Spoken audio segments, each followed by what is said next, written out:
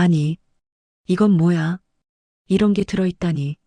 아버님의 떨리는 손이 상자를 힘겹게 부여잡았습니다. 그 상자에서 나온 것은 분홍색 테두리에 스티커가 잔뜩 붙어 있는 사진이었습니다. 돌아가신 시어머니의 유품과는 전혀 어울리지 않는 그것은 장례식장의 소독약 냄새가 채 가시지 않은 집은 먼지와 침묵으로 가득했습니다. 사흘간의 곡소리가 멎은 자리에 내려앉은 것은 삶의 온기가 빠져나간 후에 서늘한 공허함이었습니다. 남편 김지훈과 아버님 김진태, 그리고 저 서유진, 우리 셋은 약속이라도 한 듯 말을 아끼며 어머님 오정숙 여사의 유품을 정리하기 시작했습니다. 평생 정갈하게 살아오신 분답게 유품은 많지 않았습니다. 손때 묻은 낡은 재봉틀, 색이 바랜 꽃무늬 손수건, 그리고 수십 년의 세월이 담긴 앨범 몇 권이 전부였습니다. 모든 물건에는 어머님의 온화했던 미소와 나긋나긋한 목소리가 배어 있는 듯 했습니다. 이건 정숙이가 시집올 때 해온 자개장이었는데 아버님은 낡은 옷장 서랍을 열다 말고 희미하게 웃으셨습니다. 그 웃음 끝에 매달린 슬픔의 무게가 방 안의 공기를 더욱 무겁게 짓눌렀습니다. 지우는 말없이 아버님의 어깨를 감쌌고 저는 묵묵히 어머님의 옷가지를 꺼내 상자에 담았습니다. 나프탈렌 냄새가 코를 찔렀습니다. 어머님은 늘 정원의 꽃 가꾸기를 좋아하시던 조용하고 다정한 분이셨습니다. 그런 분이 이렇게 갑자기 우리 곁을 떠났다는 사실이 여전히 실감나지 않았습니다. 문제의 상자는 옷장 가장 깊숙한 곳, 낡은 겨울 외투 더미 아래에서 나왔습니다. 아버님의 손바닥만 한 작은 오칠 상자였습니다. 어머님의 다른 물건들과는 어울리지 않게 반질반질 윤이 나는 어딘가 낯선 물건이었습니다. 아버님은 잠시 망설이는 듯 상자를 손에 들고 이리저리 돌려보셨습니다. 이런 게 있었나? 아버님의 떨리는 손이 상자를 열었습니다. 그 안에는 어머님의 낡은 은반지와 함께 너무나도 생경하고 기이한 물건 하나가 들어 있었습니다. 분홍색 레이스 테두리에 반짝이는 별 스티커가 잔뜩 붙어 있는 스티커 사진 한 장이었습니다. 60대 후반에 고상했던 어머님의 유품이라고는 도저히 믿을 수 없는 낯뜨거울 정도로 유치하고 발랄한 물건이었습니다. 사진 속 어머님은 어색하게 웃고 계셨습니다. 마치 누군가 억지로 등을 떠밀어 카메라 앞에 세운 사람처럼 입꼬리는 올라가 있었지만 눈은 불안하게 흔들리고 있었습니다. 그리고 그 옆에서 어머님의 어깨를 다정하게 감싸 안고 환하게 웃고 있는 젊은 남자가 있었습니다. 순간 제 심장이 얼어붙는 것 같았습니다. 온몸의 피가 차갑게 식어 발끝으로 떨어지는 기분이었습니다. 숨을 쉴 수가 없었습니다. 너무나도 익숙한 얼굴이었습니다. 지독한 악몽처럼 제 젊은 날을 통째로 집어삼켰던 그 얼굴이었습니다. 사람 좋은 미소 뒤에 탐욕스러운 칼날을 숨기고 있던 남자, 강민준이었습니다. 유진아, 이 사람 아니, 이 젊은 친구는 누구니? 아버님의 목소리가 멀리서 들려오는 것처럼 아득했습니다. 저는 아무 대답도 할 수 없었습니다. 머릿속이 새하얗게 비어버린 채 오직 한 가지 생각만이 뇌리를 맴돌았습니다. 왜? 어째서? 제 인생을 송두리째 망가뜨렸던 그 인간이 왜 돌아가신 제 시어머니와 함께 이런 사진을 찍고 있는 것입니까? 강민준. 그는 제 전 남자친구였습니다. 다정한 말투와 사람을 홀리는 매력으로 저를 세상과 단절시키고 제 모든 것을 앗아간 뒤 연기처럼 사라졌던 남자였습니다. 그는 단순한 과거가 아니었습니다. 제게 남겨진 깊은 흉터이자 끔찍한 트라우마 그 자체였습니다. 아버님의 눈빛이 흔들리고 있었습니다. 평생을 함께한 아내의 비밀스러운 사진, 그리고 그 옆에 있는 젊은 남자. 아버님의 머릿속에서 어떤 끔찍한 상상이 펼쳐지고 있을지 굳이 묻지 않아도 알 수 있었습니다. 아버님의 슬픔은 순식간에 차가운 혼란과 의심으로 변질되고 있었습니다. 스티커 사진의 발랄한 배경과 어머님의 불안한 미소, 그리고 강민준의 역겨운 웃음이 뒤섞여 기괴한 부조화를 이루고 있었습니다. 이것은 단순한 만남의 증거가 아니었습니다. 훨씬 더 깊고 부자연스러우며 끔찍한 무언가의 증거였습니다. 한 세대의 비극이 다른 세대의 비극과 가장 흉측한 방식으로 충돌하는 순간이었습니다. 저는 아버님의 질문에 대답해야만 했습니다. 하지만 무슨 말을 할 수 있었겠습니까? 아버님, 그 사람은 제 전 남자친구예요. 제 인생을 망가뜨린 사기꾼이죠. 라고 말해야 했을까요? 아니면 아버님의 위태로운 마음을 지키기 위해 모르는 사람이라고 거짓말을 해야 했을까요? 저는 그저 입술만 달싹인 채 지옥의 한 장면 같은 그 사진에서 눈을 뗄 수가 없었습니다. 그날 이후 집안에는 새로운 종류의 침묵이 자리 잡았습니다. 어머님의 부재가 남긴 슬픔의 침묵 위에 차갑고 의심스러운 침묵이 겹겹이 쌓였습니다. 스티커 사진은 금기어가 되었습니다. 아버님은 그 사진을 서재 책상 서랍 깊숙이 넣어 잠가버렸지만 보이지 않는 사진은 집안 구석구석을 떠돌며 우리를 짓눌렀습니다. 아버님은 눈에 띄게 말이 줄었고 저를 대하는 태도에서 미묘한 거리감이 느껴졌습니다. 아마도 아버님은 무의식 중에 저를 그 젊은 남자의 세대와 연결짓고 있는지도 몰랐습니다. 평화롭던 자신의 삶을 침범하고 파괴한 세대에 살아있는 현신. 저는 그 부당한 시선을 느끼면서도 아무 말도 할 수 없었습니다. 강민준의 그 비열한 미소가 머릿속을 떠나지 않았습니다. 단순한 우연일 리가 없었습니다. 그 남자가 어머님께 접근했다면 그 목적은 불 보듯 뻔했습니다. 제 안에서 불길한 예감이 독버섯처럼 자라났습니다. 이대로 덮어둘 수는 없었습니다. 어머님의 사적인 영역을 침범하는 것 같아 죄책감이 들었지만 진실을 알아야만 했습니다. 저는 조용히 저만의 조사를 시작했습니다. 어머님의 책상 서랍을 뒤져 은행 거래 내역서와 우편물들을 살폈습니다. 처음에는 별다른 특이점을 찾을 수 없었습니다. 그러다 눈에 띈 것이 있었습니다. 매달 비슷한 날짜에 생활비 명목으로 현금이 인출되었는데 그 액수가 어머님의 씀씀이라고 하기엔 조금씩 컸습니다. 그리고 몇 번에 걸쳐 낯선 이름의 개인 계좌로 송금된 내역도 발견되었습니다. 결정적인 증거는 일주일 뒤에 도착했습니다. 우편함에 꽂혀 있던 법률사무소의 로고가 찍힌 딱딱한 봉투였습니다. 수신인은 오정숙. 저는 떨리는 손으로 봉투를 뜯었습니다. 안에는 제2금융권 대부업체에서 보낸 대출금 최종 상환 독촉장이 들어 있었습니다. 대출 원금 5천만 원. 어머님이 돌아가시기 불과 석 달 전에 실행된 대출이었습니다. 세상이 무너지는 것 같았습니다. 5천만 원. 콩나물값 1,000원도 아까워하며 시장을 몇 바퀴씩 돌던 분이었습니다. 평생을 검소하게 살아오신 어머님께 5천만 원이라는 빚은 상상조차 할 수 없는 금액이었습니다. 게다가 왜 하필이면 이자율이 살인적인 제2금융권이었을까요? 남편인 아버님이나 아들인 지훈과 상의 한마디 없이 이런 엄청난 일을 혼자서 감당하려 했다는 사실이 저를 더 절망하게 만들었습니다. 사기꾼들은 종종 피해자들에게 긴급한 자금이 필요하다며 압박하고 정상적인 금융 절차를 밟을 시간이나 여유를 주지 않습니다.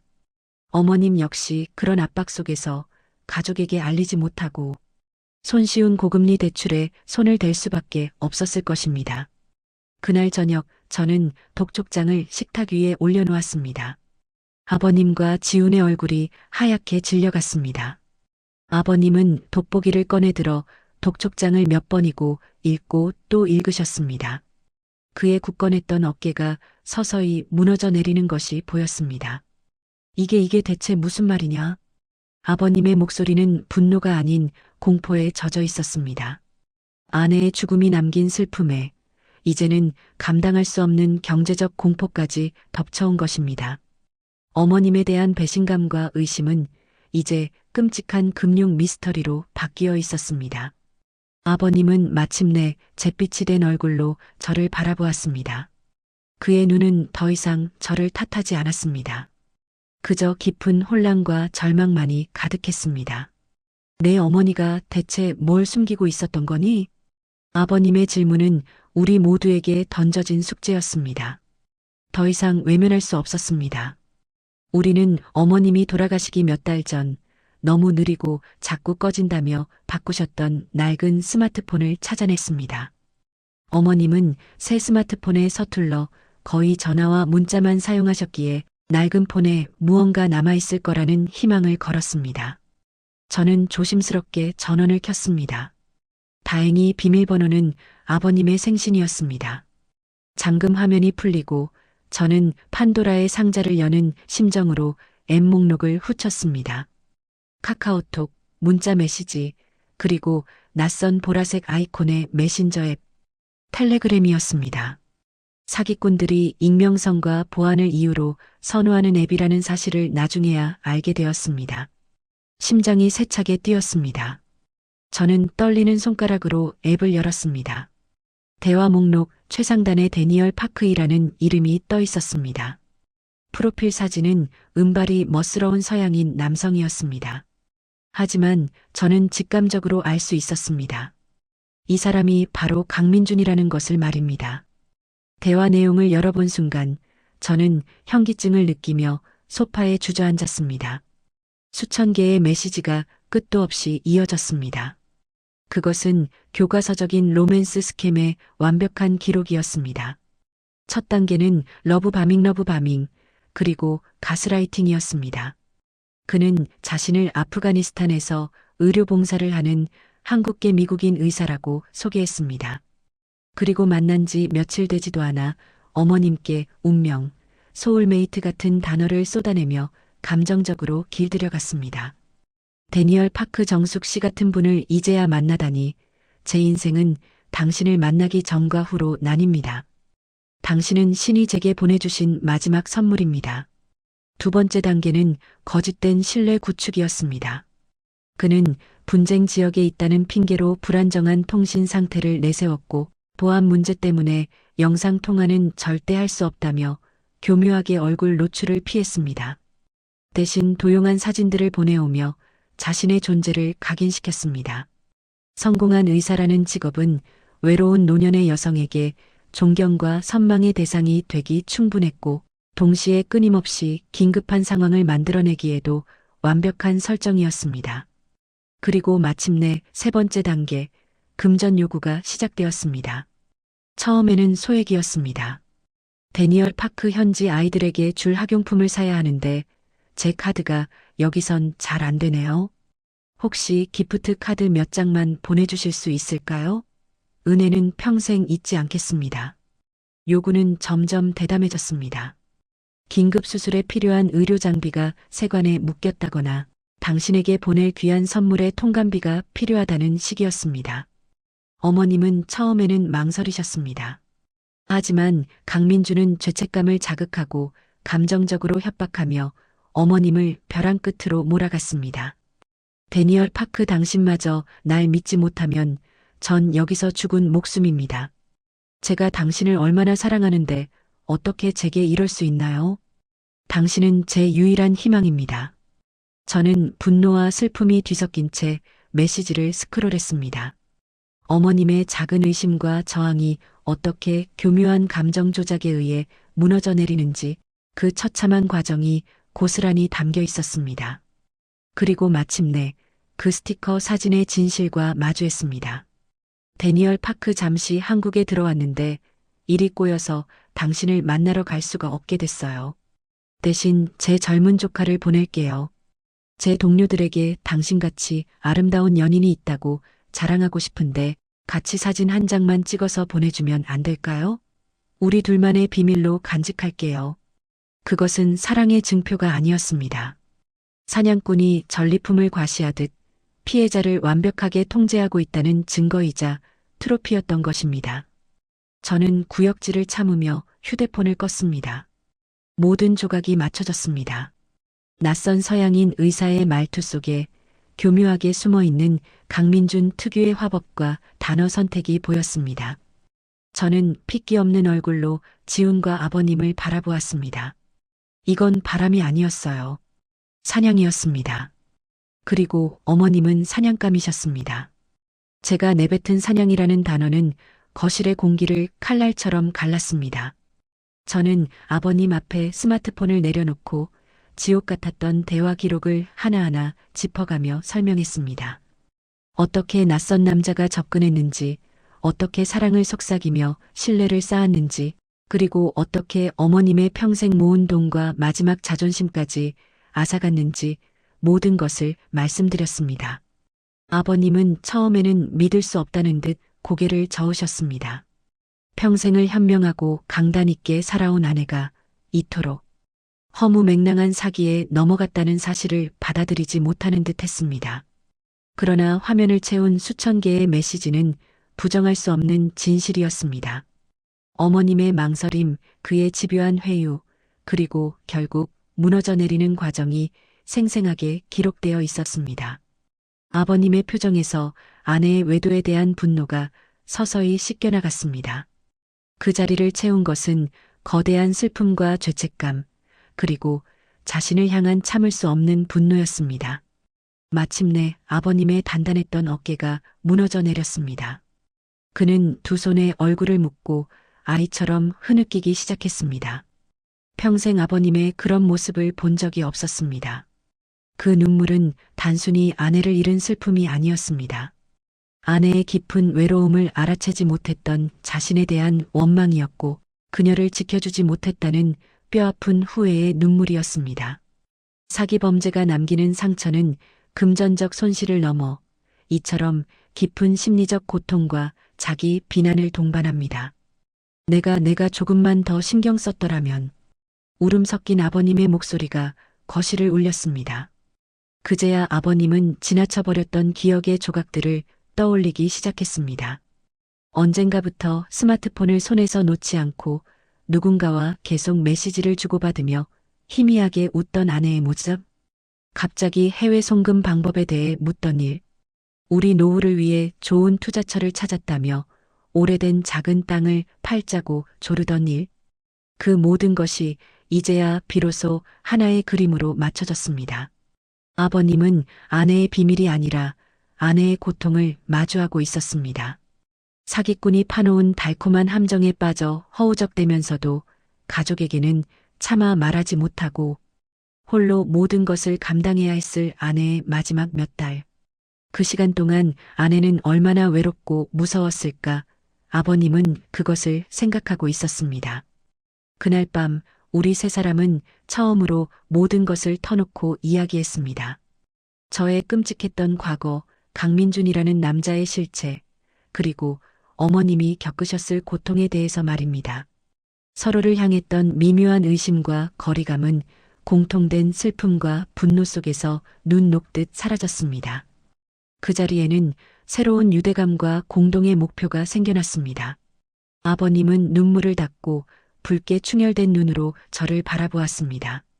그 눈에는 더 이상 슬픔만이 아닌 차갑고 단단한 결의가 서려 있었습니다. 그놈을 잡아야 한다. 내 아내, 내 어머니에게 몹쓸 짓을 한 그놈에게 반드시 죗값을 치르게 해야 한다. 그 순간 우리는 더 이상 각자의 슬픔에 갇힌 개인이 아니었습니다.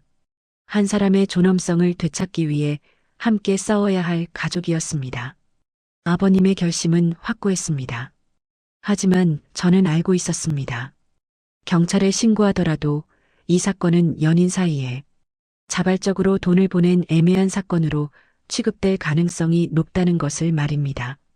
로맨스 스캠은 피해자가 스스로 돈을 보내게 만드는 교묘한 심리 범죄이기에 사기죄의 핵심 요건인 기망행위를 입증하기가 까다롭습니다. 저는 과거의 경험을 통해 그 사실을 뼈저리게 깨달았습니다. 우리에게는 단순한 대화 기록 이상의 강민준의 범죄 의도를 명확히 입증할 결정적인 증거가 필요했습니다. 저는 제 비상금을 털어 민간조사사무소의 문을 두드렸습니다. 2020년부터 탐정이라는 명칭 사용이 합법화되었지만 이들의 활동 범위는 여전히 법이 테두리 안에서 공개된 정보를 수집하는 수준에 머물러 있었습니다. 제가 원한 것은 불법적인 뒷조사가 아니었습니다. 그저 강민준의 현재 행방과 생활을 파악하는 것, 그것뿐이었습니다. 사무소 대표는 전직 형사 출신의 중년 남성이었습니다. 그는 제 이야기를 듣고는 혀를 차며 말했습니다. 전형적인 수법이군요. 놈을 찾는 건 어렵지 않습니다. 하지만 법정에 세우는 건 다른 문제예요. 그는 저에게 직접적인 접촉은 피하라고 경고했지만 제 결심은 확고했습니다.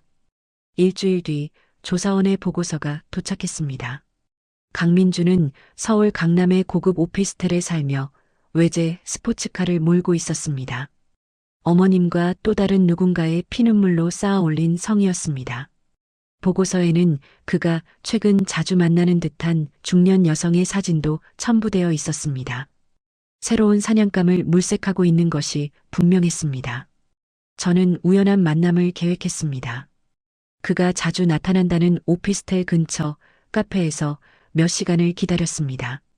마침내 익숙한 실루엣이 카페 문을 열고 들어섰습니다. 몇 년의 세월이 흘렀지만 그의 능글맞은 미소는 변함이 없었습니다.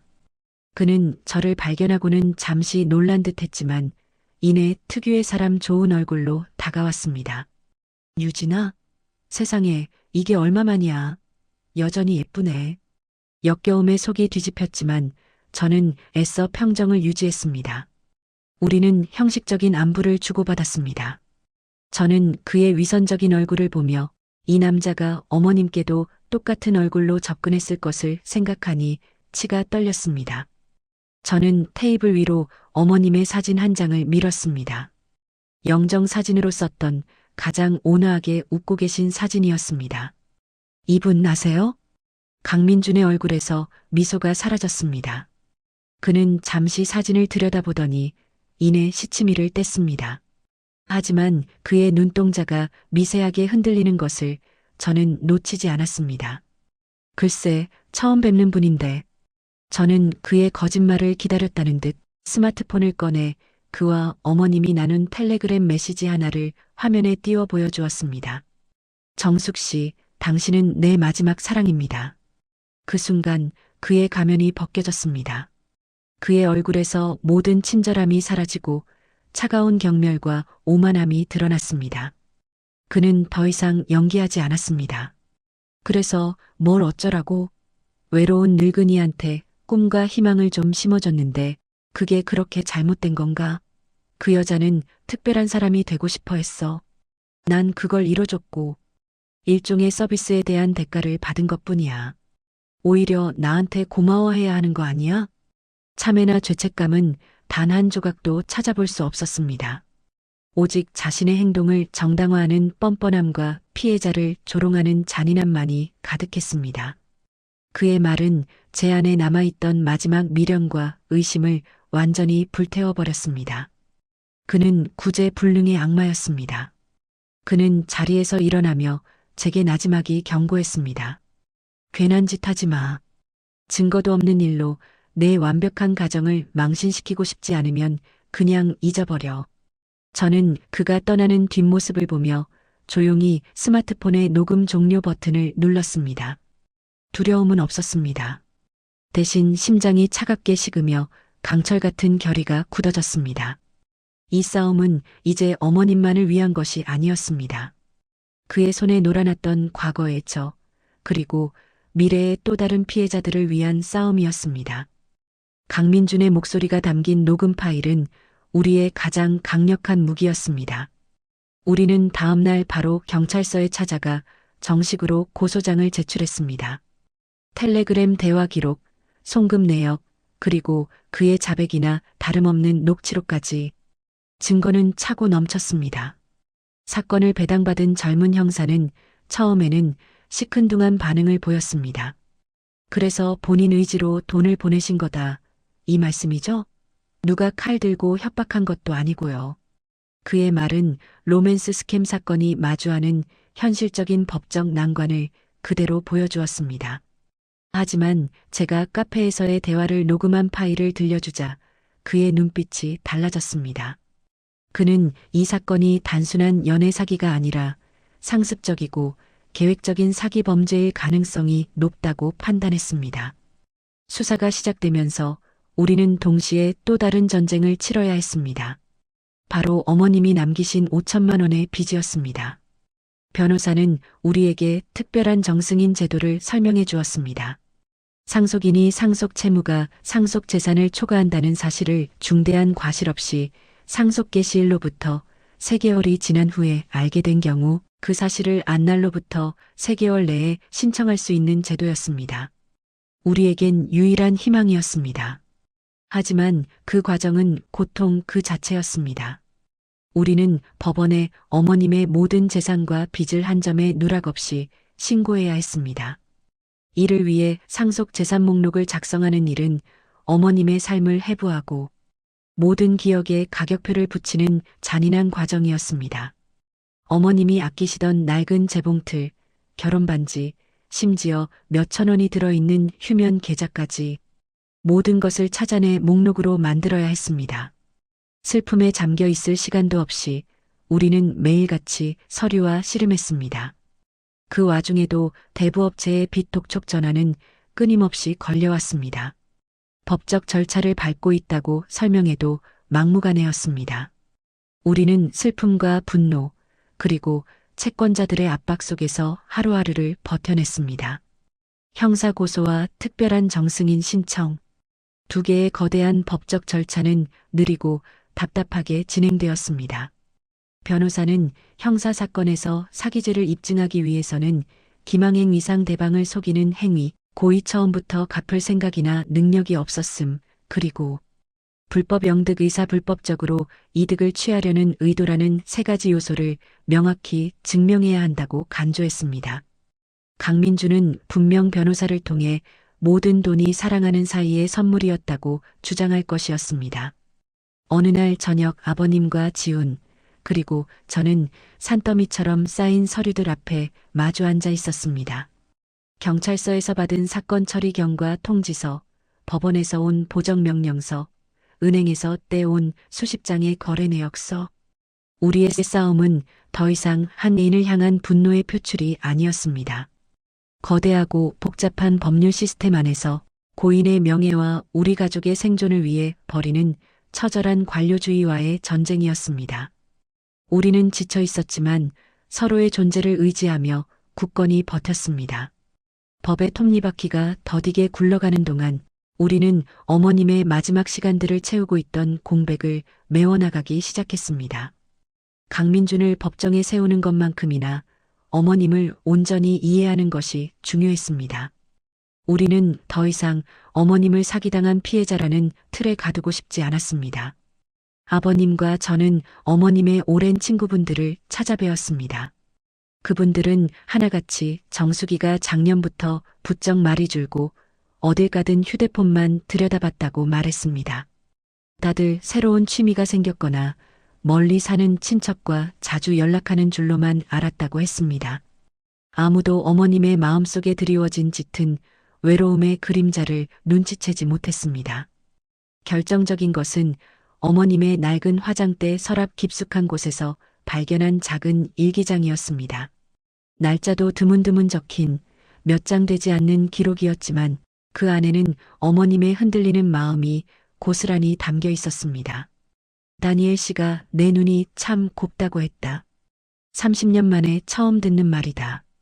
잊고 있던 내 이름이 다시 살아나는 기분이다. 그가 하는 일은 세상을 구하는 중요한 일이다. 그런 사람에게 내가 조금이라도 도움이 될 수 있다니 가슴이 뛴다. 내 삶에도 의미가 생기는 것 같다. 또 돈을 보내달라고 한다. 가슴이 철렁 내려앉는다. 하지만 거절하면 그가 나를 떠날 것이다. 다시 혼자가 되는 것은 너무 무섭다. 나는 이제 그 없이는 살 수 없다. 일기장을 읽어 내려가던 아버님의 어깨가 가늘게 떨렸습니다. 저 역시 눈물을 참을 수 없었습니다. 일기장 속에는 어리석은 여인이 아니라 외로움과 두려움에 갇혀버린 한 인간의 처절한 모습이 있었습니다. 사기꾼이 파놓은 감정의 덫에 걸려 관계를 잃는 것에 대한 공포가 금전적 손실의 공포를 압도해버린 것입니다. 아버님은 그제야 비로소 아내를, 어머님을 온전히 이해했습니다. 남편이 은퇴하고 자식들이 모두 출가한 뒤 찾아온 깊은 고독감, 점점 사회에서 보이지 않는 존재가 되어간다는 상실감. 강민주는 바로 그 약한 틈을 파고들어 어머님의 영혼을 잠식했던 것입니다. 그날 이후 아버님과 저는 함께 어머님이 가꾸시던 작은 정원을 돌보기 시작했습니다. 잡초를 뽑고 시든 꽃잎을 떼어내고 흙을 고르며 우리는 많은 대화를 나누었습니다. 어머니께 음식 솜씨에 대해, 지독했던 잔소리에 대해, 그리고 우리가 미처 알아주지 못했던 그녀의 외로움에 대해 말입니다. 그것은 고통스럽지만 반드시 필요한 치유의 과정이었습니다. 우리는 어머님의 비밀을 용서했고 우리의 무지를 용서했습니다. 어느 주말 저는 거실벽에 걸려있던 어머님의 영정 사진을 내리고 앨범에서 찾아낸 젊은 시절의 사진으로 바꾸어 걸었습니다. 활짝 웃는 얼굴로 아버님과 팔짱을 끼고 있는 세상에서 가장 행복해 보이는 모습의 사진이었습니다. 의심과 오명으로 얼룩졌던 어머님의 마지막 기억을 사랑과 이해의 기억으로 되돌려놓고 싶었습니다. 저는 사진 속 어머님을 향해 나지막이 속삭였습니다.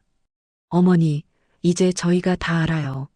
저희가 어머니를 위해 이 싸움 꼭 끝내겠습니다. 몇 달간의 지루한 법정 공방과 서류 전쟁 끝에 첫 번째 승전보가 울렸습니다. 가정법원에서 우리의 특별한 정승인 신청을 받아들인다는 결정문이 송달된 것입니다. 어머님이 남기신 5천만 원의 빚은 상속 재산의 한도 내에서만 변제 책임을 지게 되었고 우리 가족은 최악의 경제적 파탄을 면할 수 있었습니다. 결정문을 받아든 아버님의 손이 가늘게 떨렸습니다. 그것은 안도의 눈물이었습니다. 그리고 마침내 강민준에 대한 형사재판의 마지막 날이 밝았습니다. 법정에 선 강민준은 마지막까지 뻔뻔하고 오만한 태도를 유지했습니다. 그의 변호사는 모든 금전거래가 사랑하는 연인 사이의 증여였으며 어머님이 자발적으로 제공한 것이라고 주장했습니다.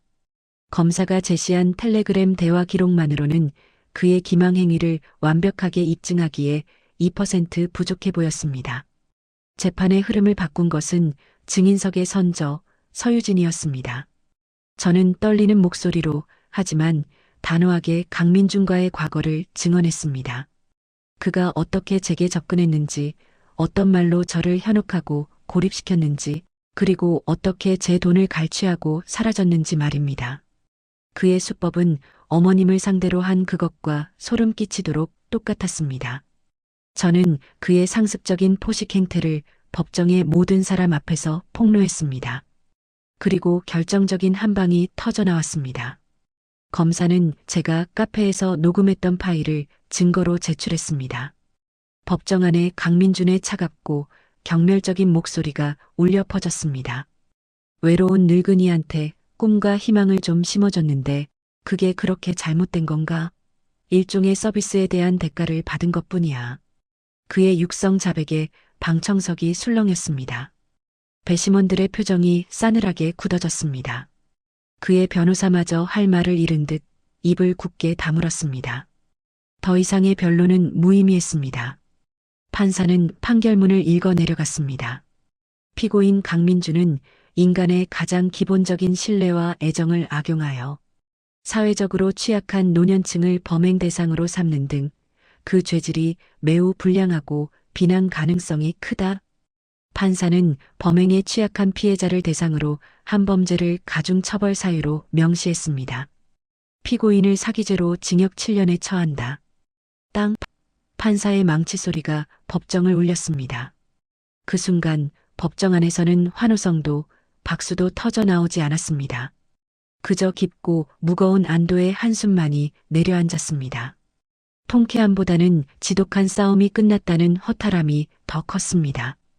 이것이 우리가 원했던 핵사이다의 맛이었습니다. 짜릿하기보다는 모든 독소가 빠져나간 뒤의 고요한 평온함에 가까웠습니다. 며칠 뒤 우리는 어머님의 산소를 찾았습니다.